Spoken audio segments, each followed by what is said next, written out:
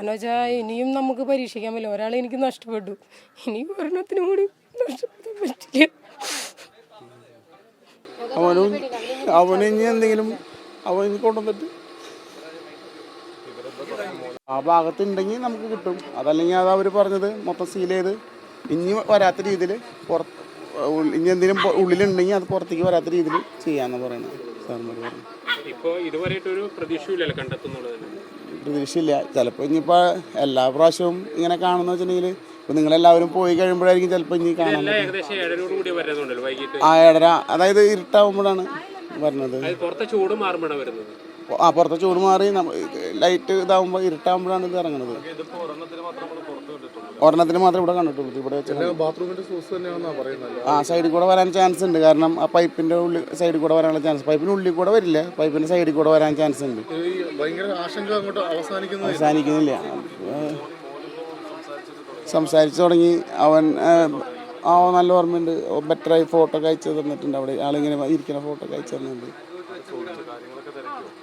അവൻ ചോദിച്ചു കുട്ടി എന്തേന്ന് ചോദിച്ചു.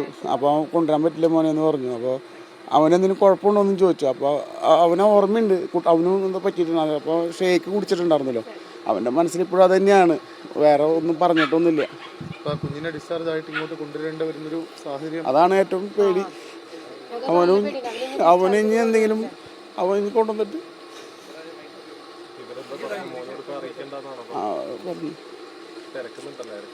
അവിടെ തിരക്കുണ്ട്. എന്നെ ആദ്യം കണ്ടു പറഞ്ഞു ചോദിച്ചു കുട്ടു എന്തേലും ചോദിക്കണം.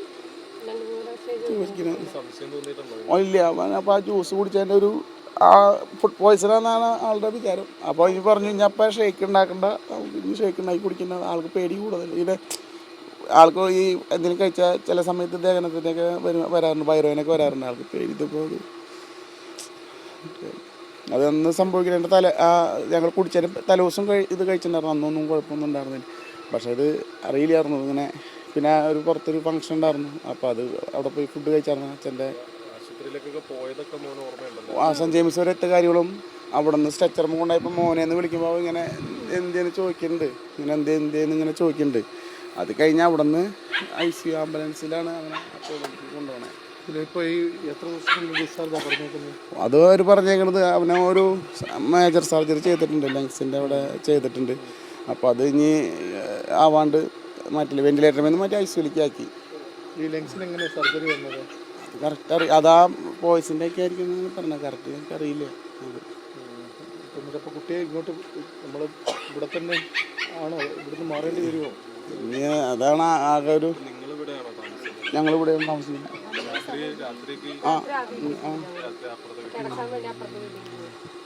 ഇവിടുന്ന് മാറേണ്ട ഒരു സാഹചര്യം ആണോ ഇപ്പോൾ ഉള്ളത്? അല്ലാണ്ട് ഇപ്പോൾ ഒന്ന് പറയാം. ഇപ്പം ഇനിയും നമ്മളിത് കണ്ടു കഴിഞ്ഞാൽ നമുക്ക് മനസ്സമ്മാനമായിട്ട് ഇതിനകത്ത് നമുക്കൊരു കൊണ്ടുവരുമ്പോൾ നമുക്ക് എന്താ ചെയ്യുക. ഞാൻ അന്ന് തന്നെ സംഭവിച്ച രാത്രി തന്നെ അന്ന് മൊത്തം ഞാൻ പരക്കി ചുറ്റും 3 ടോർച്ചടിച്ചൊക്കെ മൊത്തം നോക്കി ഡീസലൊക്കെ കൊണ്ടൊക്കെ എല്ലാം തെളിച്ചൊക്കെ എത്തി പോകുന്നതാണ്. ഇങ്ങനെ പിന്നാലെ ഇങ്ങനെ വരുമ്പോഴേ ഇപ്പം മിനിയാന്നും കണ്ടു, ഇന്നലെ 2 എണ്ണത്തിനെ കണ്ടു. അപ്പോൾ അതൊക്കെ വരുമ്പോൾ നമുക്ക് അവനിപ്പോൾ പെട്ടെന്ന് റെഡിയായി വന്നാലും നമുക്ക് ഇങ്ങനെ ഇവിടെ കൊണ്ടുവന്ന് മനസ്സമാനത്തോടു കൂടി കിടക്കാം. വേറെ ബന്ധുവീടുകൾ നോക്കുന്നുണ്ടോ? എൻ്റെ പാപ്പൻ്റെ വീടൊക്കെ ഉണ്ട്. അവർ പറഞ്ഞു മക്കളെ അങ്ങോട്ട് പോരെ, അവിടെ കിടക്കാമെന്ന് പറഞ്ഞു. അപ്പോൾ നമ്മളിപ്പോൾ കൊച്ചിൻ്റെ 7 നമുക്ക് പള്ളിയിൽ കാലത്ത് പോയി അവൻ്റെ ചടങ്ങുകൾ ഓഫീസും കാര്യങ്ങളൊക്കെ ഉണ്ട്. അപ്പോൾ അവിടെ നിന്ന് പിന്നെ ഇങ്ങോട്ട് വന്ന് പോകാനുള്ളൊരു ബുദ്ധിമുട്ട്. പിന്നെ അവർ അയൽക്കാരാണ്, അവർ പറഞ്ഞു അവിടെ കിടന്നാൽ മതി എന്ന് പറഞ്ഞു. അപ്പോൾ അവിടെ നിൽക്കുന്നു. ഇതിലൊരു പരിഹാരം അങ്ങോട്ട് വളരെ അകലെയാണെന്ന് തോന്നുന്നുണ്ടല്ലേ? അവരെ കൊണ്ട് പറ്റാവുന്നതല്ല. ഞാനാണ് വിളിക്കാറ് ആളെ. അപ്പോൾ അവര് അപ്പൊ തന്നെ ഓടി വരും. അവരെ കൊണ്ട് പറ്റുന്ന അവരൊക്കെ നോക്കുന്നുണ്ട്. എപ്പോ വിളിച്ചാലും വരാറുണ്ട്. അവരെ കൊണ്ട് ഇത് വൈകിട്ടാണ്, വൈകുന്നേരങ്ങളിലാണ് കാണുന്നത്. മിഞ്ഞാതും അതെ വൈകുന്നേരം കണ്ടത്. അന്ന് കറണ്ട് ഉണ്ടായില്ല. ഇന്നലെയും അതെ കറണ്ട് പെട്ടെന്ന് ചവിട്ടേണ്ടതായിരുന്നു, ശരിക്കും ചവിട്ടേണ്ടതായിരുന്നു. അവള് ചവിട്ടാൻ പോയപ്പോഴാണ് ഇതൊക്കെ പെടയുന്നത് കണ്ടത്. അപ്പോഴാണ് അവിടെ കാല് വലിച്ചു വൈകി ആ അമ്മാമ്മനോട് ആളുടെ എൻ്റെ അമ്മയാണ് ഉണ്ടായിരുന്നത്, അമ്മയുടെ അമ്മയും ഉണ്ടായിരുന്നു. അവർക്ക് ഒരു കൂട്ടുകാരനുണ്ടായിരുന്നു. ആളാണ് ഇന്നലെ കണ്ടത്, ഫസ്റ്റ് അത് കണ്ടത് ഇന്നലെ. അത് കഴിഞ്ഞിട്ട് ആളാണ് ഇത് വിളിച്ച് എന്നോടാണ് വിളിച്ച് വിളിഞ്ഞത്. ഞാനാണ് പിന്നെ ഈ സാറന്മാരെ വിളിക്കണത്. എനിക്ക് നമ്പർ തന്നു പോയിണ്ടായിരുന്നു. ഞാൻ വിളിച്ച് പറഞ്ഞു. അവരപ്പോൾ അന്ന് എല്ലാവരും നോക്കുന്നുണ്ട്. അവരെ കൊണ്ട് പരമാവധി അവർ നന്നായി ശ്രമിക്കുന്നുണ്ട്. അവരെ കൊണ്ട് പറ്റാവുന്നൊക്കെ അവർ ചെയ്യുന്നുണ്ട്. അല്ല അവര് ഇതെല്ലാം ചെയ്ത് പോയി. അവര് പകുതി എത്തിയപ്പോൾ വീണ്ടും ഞാൻ വിളിക്കുക തന്നെ ചെയ്ത് വീണ്ടും കണ്ടെന്ന് പറഞ്ഞു. അത് എൻ്റെ അപ്പച്ചനാണ് കണ്ടത്. ആള് മൂത്രം ഒഴിക്കാൻ വേണ്ടി അതിൻ്റെ ഉള്ളിൽ പോയതാ. അപ്പോഴാണ് ആൾക്ക് വയ്യാത്തതാ. അപ്പോൾ ആൾക്ക് സൗണ്ട് ഇല്ല. നാലാളെ കൊണ്ട് പറ്റാവുന്ന ഇതിൽ സൗണ്ട് എടുത്തിട്ടാണ് എന്നെ വിളിച്ചത്. അവൾക്ക് പോയി നോക്കുമ്പോഴേക്ക് ഇവരെല്ലാം ഓടിച്ചെന്ന് തല്ലിക്കൊല്ലത്. വരെയായിരുന്നു കറക്റ്റ്.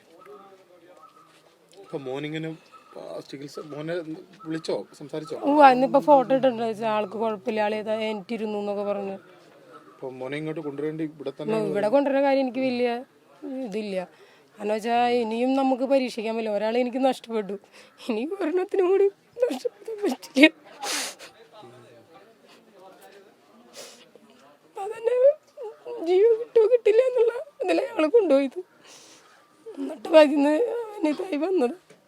ഇവിടെ വേറെ എവിടേക്ക് മാറിയാലും കുറച്ചാളത്തേക്ക് എന്തായാലും ഇവിടെ അവനെ കൊണ്ട് നിർത്താൻ അല്ലേ ഉറപ്പ് വരുത്തിയതിന് ശേഷം അവനെ ഇങ്ങോട്ട് കൊണ്ടുവരുള്ളൂ. അത്രയും ഇനി പരീക്ഷിക്കാൻ പറ്റില്ല.